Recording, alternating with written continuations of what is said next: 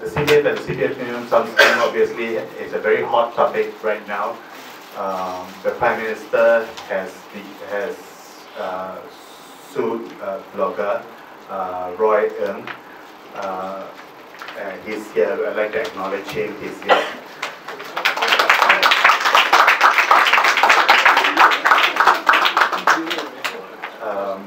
He has. I mean, the public have been very supportive of him. Managed to raise over $80,000 from the public as of yesterday. But it all shows one thing, that the people are very discontented with the CPF and the CPF minimum sum scheme. So the purpose of this dialogue today is not to tell you what NSP's position is on CPF or what NSP's position is on the CPF minimum sum scheme. It will be a dialogue, meaning we want to hear your views. I think it's as political party and as political leaders, it's important for us to have the views of the people so that we can form our own opinions on policies and positions. Coming. Now this is not going to be a Q&A session, but can you hear me? Yeah. But we are very interested to hear from you, the CPF account holder, how the CPF minimum sum impacts you personally, and I mean, there's a lot of ideas and opinions on the internet by experts and people who are commenting, but what we really want to hear is the ordinary Singaporean, how he or she feels. Open to the floor. If you have any questions or comments, please lift up your hand so that we can get started. So first, I'm looking at your booklet, right? The last part was quite interesting. It's saying that when I read that 50% can actually meet a minimum sum, personally, I'm very surprised. But what you have clarified is quite a good point. That actually, the government considered the property pledge. So actually, not many actually can meet in terms of cash that minimum sum. Right? I, for one, I was consider myself a bit fortunate, and if I found, I will share a bit more. I'm retiring actually end of this month, 55. So I'm quite lucky because 1st of July, they are going to increase, the minimum sum. But to be honest, I have much more than the minimum sum, including my wife, who has just also recently retired, to withdraw the cash. And we'll probably keep it because of the so-called high interest that we can earn. But be careful about one point, which is the CPF life. I have written also an article on the CPF life, and there's more time to share. Because in what you say, right, there's something that you mentioned about, that is what they call the standard plan. So you have to be very careful. They have another option, which is the basic plan. Right? Because it is compulsory, we have no choice, right? I probably have to go for the basic plan, which they will deduct about 10%. That's what they are saying. But be very careful. I'm very worried that they may change the rule before I reach 65. Right?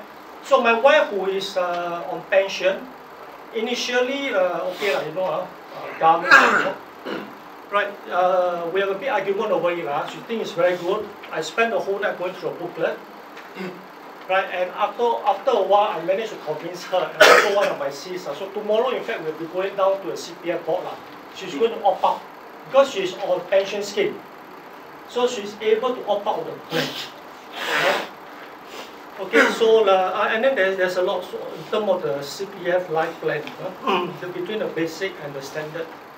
So maybe before I close, I have one question which I'm not so clear. Is the CPF allowed to use for education?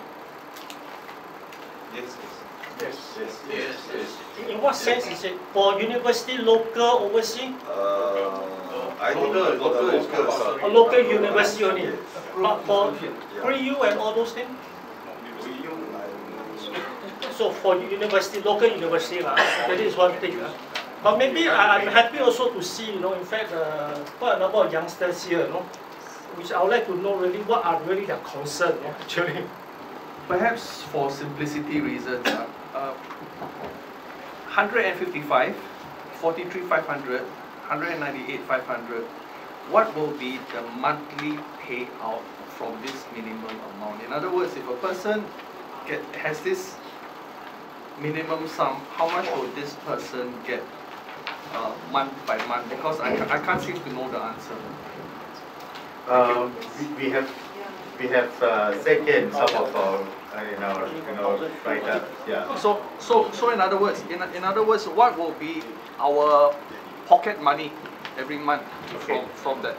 If you are not pledging the property, and if you have the whole 148,000 in your retirement account, it will mean from the age of 65, you will get from about $1,100 to $1,300 per month, and until I die. Until you die.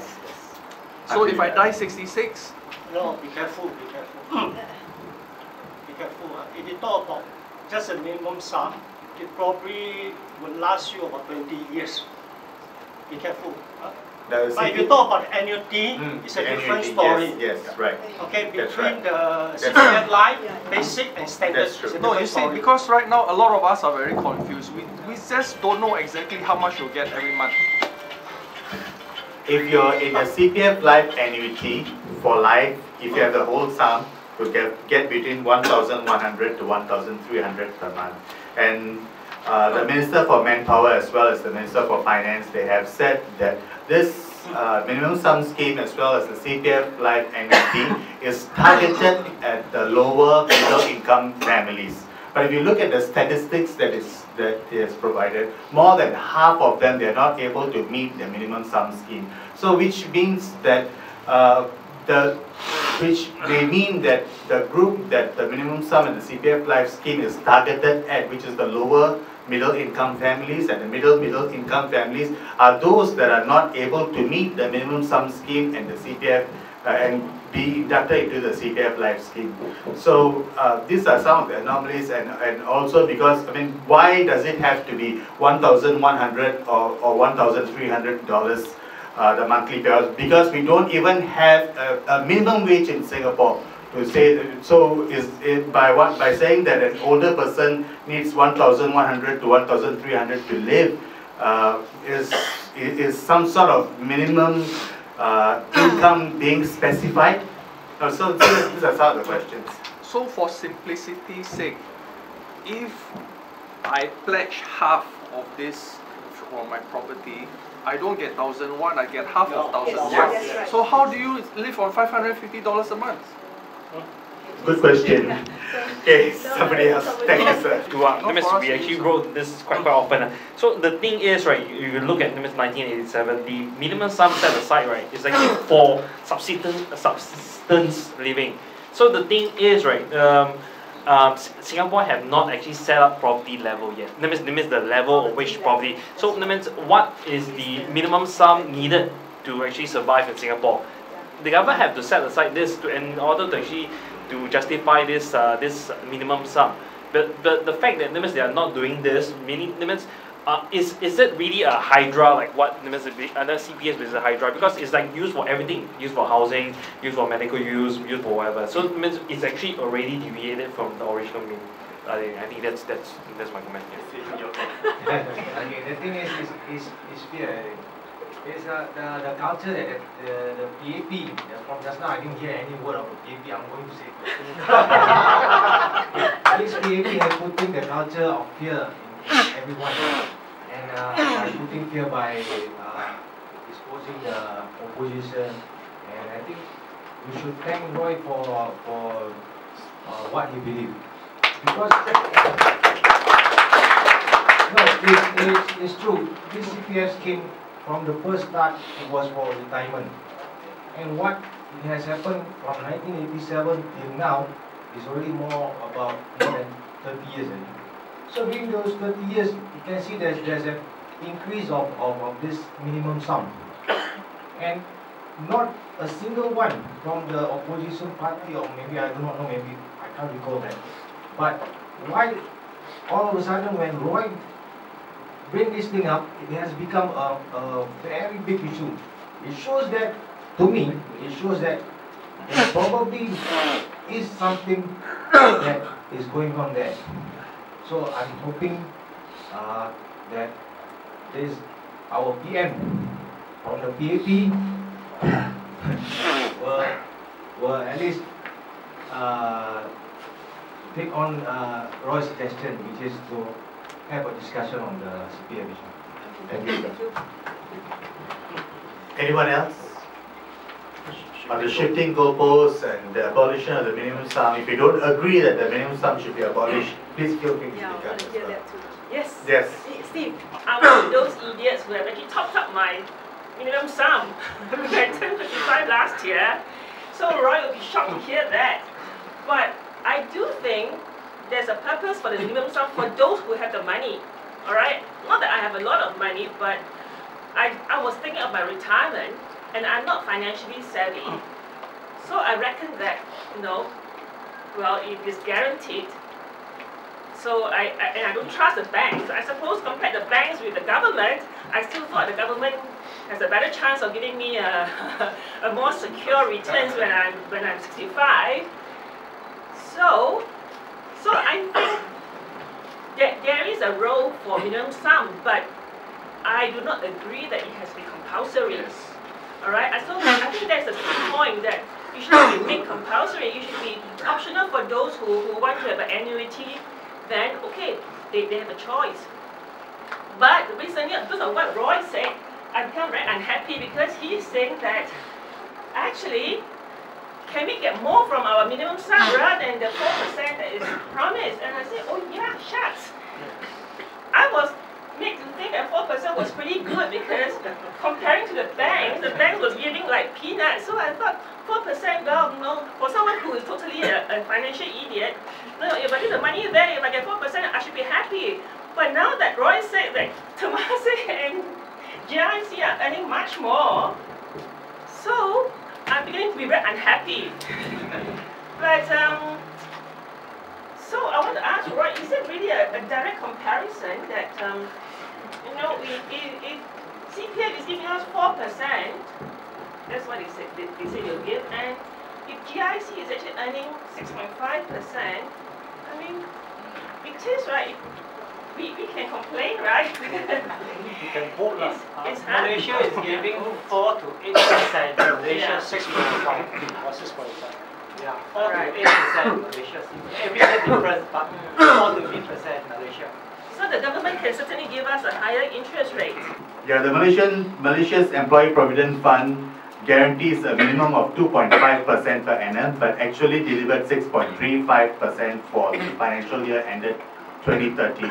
The Indian government declared a rate of interest of 8.75% for its employees' provident fund for its members, and the Hong Kong Provident Fund scheme achieved an average of an annualized return of 5.5% over the past 10 years. The feedback that we've gotten is, yes, people are very unhappy with the interest rates, but also another feedback we've gotten is that it's risk-free. The 4% that you get, it's risk-free. And that they don't want the interest rates to the retirement accounts, the minimum sum and the CPF Life scheme, to be tied to the percentage to the profits or the losses of GIC or to Temasek, because nobody knows how our monies, how GIC invests the monies or how Temasek invests the monies. And there are some years when they have made massive losses. Temasek and GIC have made massive losses. So I mean, so in that sense, should there be a balance, between being risk-free and having an interest rate that is a bit more reasonable than 4%. So that's another question again for us to think about and discuss. I'd like to also agree with what this lady said about the interest rate. Okay, the Singaporeans basically are very money savvy, especially the younger generation, the more educated.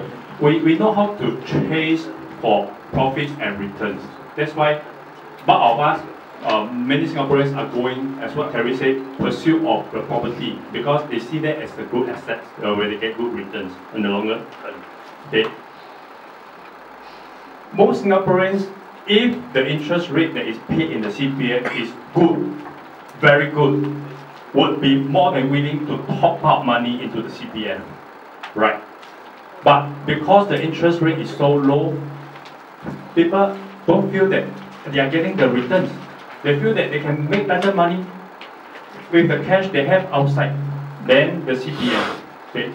For myself, as a self-employed, because I'm in opposition, I mean that's a separate issue. But because I'm self-employed, I don't pay CPF except what is the minimum.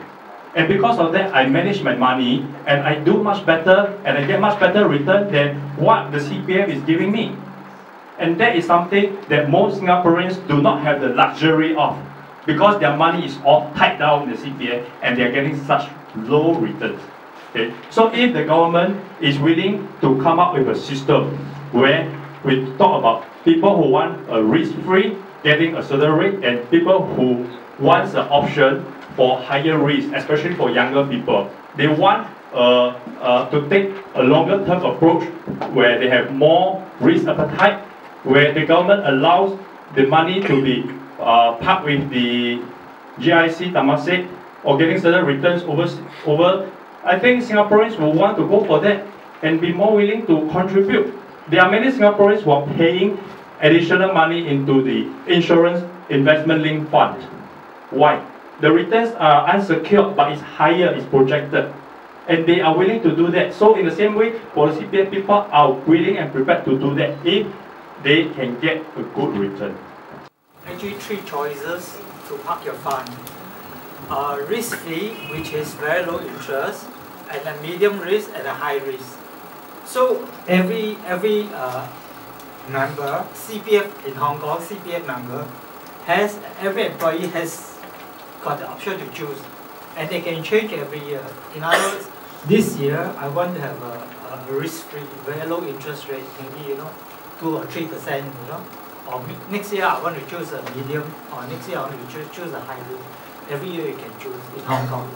I just want to bring up a point which I read somewhere that if you have an existing annuities, if you have an annuity scheme outside which pays more than what CPF Life is paying, then you can apply for an exemption of the for having to set aside money for the minimum sum. I read that, but I am also puzzled and curious. How do you get the exemption? Because everywhere I read is that you can get exemption if you have an annuity scheme from outside that is better paying. So I just want to add that in to the discussion as well. For me itself, of course it doesn't apply to me, but I think the senior itself more or less do not understand basically in depth. Okay, because the CPF Life, like what you say, is only a basic one which to cover throughout for all the senior citizens. And the government, I think, what happened is that the government are thinking of social responsibility. As in, what if the government allows all the seniors to take out the money at the CPF? What will happen if they finish all the money? So who will be the one to be responsible by them? So they are actually pushing on the blame. They don't want to take the responsibility. So that is the reason why they have this scheme. So, but on the other hand, I think the government can do more by having more flexibility, in the sense that we have to look at who should be able to withdraw and who shouldn't be withdrawing. Because there are, in our society, in our society itself, there are people who are really in need of this money to survive. But there are people who doesn't really need this money to survive. So I think the government can do more by being flexibility on this area. That's what I personally feel. I want to agree with what Terry said just now about the whole issue about minimum sum. It is the government has not given the poverty line. What is the minimum level of subsistence for living in Singapore? The government has not given a minimum wage, okay, where the people has to earn a living. And then they introduce a minimum sum and talk about having a minimum amount that you need to retire on. That is very strange. Okay? Before you want to talk about a minimum sum, amount that citizens need to live on and retire on, I think they have to be clear and come up and tell the citizen what is the minimum wage that Singaporeans should be earning, and what is the minimum subsistence living, the poverty line for Singapore. I think if you give these two and then you talk about the minimum sum, what is the minimum that you need to get, I think Singaporeans will probably be more accepting of that. Right. Minimum sum actually is a misnomer, because actually it's the maximum sum that the government can lock in on you. Yeah, actually, if you look at it this way, if the minimum sum to go into CPF Life, which is actually an annuity, then why, if it's a minimum sum, then why don't we have just 40,000 as minimum sum and allow those who want to enjoy the so-called benefit or the extra interest to opt in? So the minimum sum, actually, if there is need to be a minimum sum, then it should be 40,000. That's where the so-called CPF Life start, right? So at this point of time, it's more like the government trying to look at the maximum sum you can lock in. Since we talk about minimum sum, I see quite a numbers of youngsters here, but then you know, there's less response from the youngster. Most likely for retirement, right? Okay, I would like to throw questions to those youngsters. By judging from the figure, you know, from 2004 to 2014, which is 10 years, the minimum sum is 80 over 1,000. Now is what, 15 something, right? 150. Yeah, it's almost double. It's almost double. So you have to calculate your, you know, your minimum sums, you know, 10 years later or 20 years later. What is your opinions? Can I reply? Let's see if someone else has got a reply to that. Okay, just to add a bit more context to that, in November 2012, the Ministry of Manpower commissioned 2 professors from NUS to do a study, and the MOM Commission study says that if a young person, if he starts working at a certain age, if he marries a woman from his same income group, if he buys a HDB flat and don't upgrade anymore, when he reach a certain age, he will be able to have sufficient in his for his CPF minimum sum scheme and CPF life scheme.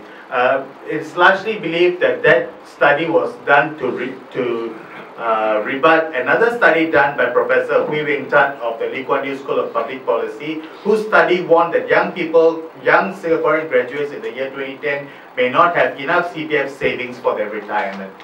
So that's just to add some context to it. So if you're a young Singaporean, what do you think of the CPF minimum sum and the CPF life annuity? We'd like to hear from you as well. From the gentleman that he said that the cost of living is very high.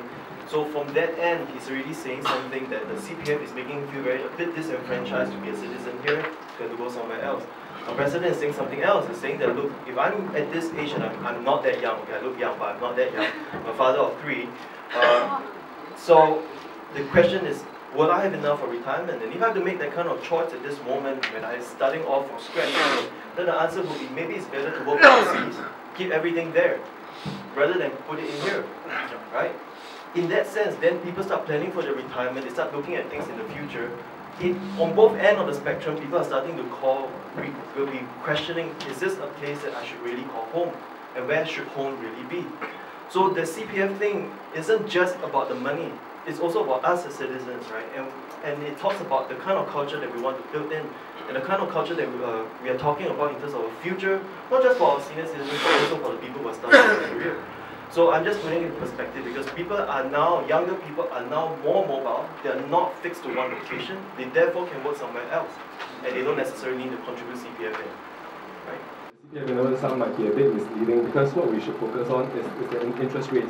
Because once we have the interest rates at 6.5%, all of us will be able to meet the CPF minimum sum, and the CPF minimum sum will be redundant. The CPF payout will be high because once we have the interest rate that is high, the CPF minimum sum is not a concern. The CPF payout will no longer be a concern. Yeah, and then if wages increase, the CPF minimum sum is not a concern because we will have enough to retire on. Yeah, and then I think also one thing is if you look at Hong Kong's model, someone just brought up, what has happened is the government will tell you this is a whole list of funds that you can invest in, these are the kind of returns that you can get, and this is the administrative charges I'll charge you. And then you decide if you want to, what kind of risk you want to take. So from 2001 to 2010, there were some times when they were earning 30%, and then in another year they were earning a loss of 25%, but on the average you earn a 5.5%. So in that sense, the government takes care of your CPF, but they also let you know what you're earning. But they tell you that don't look short term, look long term, because your money will eventually go anyway, even though if there are short term losses. Because actually, if we just take away the CPF as a model, the insurance firms already give you that kind of, if you go to talk to Great Eastern, AIA, they already tell you these are the funds I'm going to get, let you invest. So you choose and then you take the risk and you earn. Then it's as simple as that. So the government complicates the model. So why does the government complicate the model? That's the question we have asked. Thanks. And yeah, so off to the top. Is to be achieved because I'm not clear whether it's meant to be subsistence living or whatever at age 65. At the same time, housing is ever increasing and more of our CPF money is being consumed towards our homes. And then salary wages have been also not rising as fast as we would like. So all this is contributing to making the minimum sum a very crippling amount. And it seems like a maximum, as what somebody has said. And I was very fascinated to see that in the past, there was this 50% withdrawal rule, which says that no member has to, will be made to contribute more than half its CPF balance. So at least there will be something to take out when you reach a certain age. That 50% withdrawal rule was abolished, and we have to make it to that level before we can take out anything. And that minimum sum has also to be added to the MediSave minimum, which is again another amount that is keep on increasing. So that to me is my personal concern. Maybe who thinks that the minimum sum scheme is a reasonable one, or it's okay? I think okay. The point is that the figure seems to be ever increasing, and I think that's the part that causes a lot of concern to people. Yeah. And I think that the inflexibility of the scheme, that the payouts are only going to be deferred for quite some time. What other? I think the interest rate. I think there's the interest rate. We feel that the government can give us a better deal in terms of the interest rate. I think that's one of the members said that. Members of the floor said that. I think. What else? There were some points about confusion. The plan is just so confusing. Confusing, yeah. You don't even know what's going on, and if you don't know, you just give up, right? Yeah. I think the scheme has become very complicated, and it's very hard for the public to digest all the nuances of the scheme. And I think another point that another gentleman made is about the feeling of disenfranchisement, that the sense of belonging in Singapore is being affected. And I think that one of our discussions, Steve, you mentioned about if we can't be trusted to manage our funds, then we will never learn, and we'll always be passive and dependent and not taking ownership of our lives. So I think there's a two-way thing, I mean, if you keep saying that we can't be trusted to be have the autonomy for our own retirement funds, and that we are liable to squander it on the first day or whatever, then I mean, what about the room for education and for a sense of personal responsibility that the government has also asked us to have, And so this idea of not giving us autonomy is also making us like always being very passive. And that's the point we made as well. And also that, you know, we find it hard also to manage because the cost of living being so high. And yeah, and for many people, CPF is their, you know, main or sole asset. There are many people who don't have much else other than the CPF funds. The whole history of Parliament, there has not been more than 4 opposition members in Parliament. In fact, I think that when the CPF Act, sorry, the minimum sum scheme was first introduced, I thought there was only like 2. One is GRC. Okay, you know, sometimes we have 2 at a maximum 4 opposition, and it's only now that we have got, you know, 7. Yeah. Plus 2. Yeah. So, how much? I mean, I know how all the policies, you know. Was there what kind of a debate are we going to have, you know, with just 2 to 4 opposition members?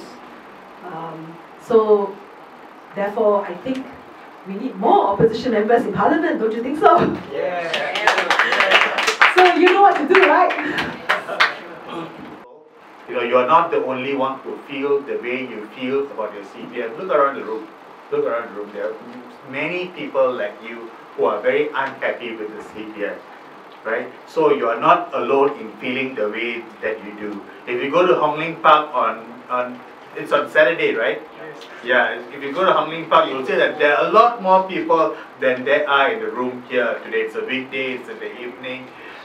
So there'll be a lot more people. So you're not alone in feeling the way that you do about the CPF and the CPF minimum sum. Yes, the Minister for Manpower is right. It's your money, it's my money. The CPF is your money and my money, which means that we should have more flexibility in saying how the money should be used, which we don't have right now.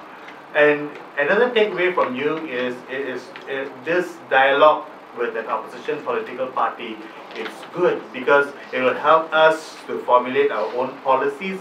We may come out with a paper on CPF and CPF minimum sum scheme. We may include it in the manifesto for the election that is coming.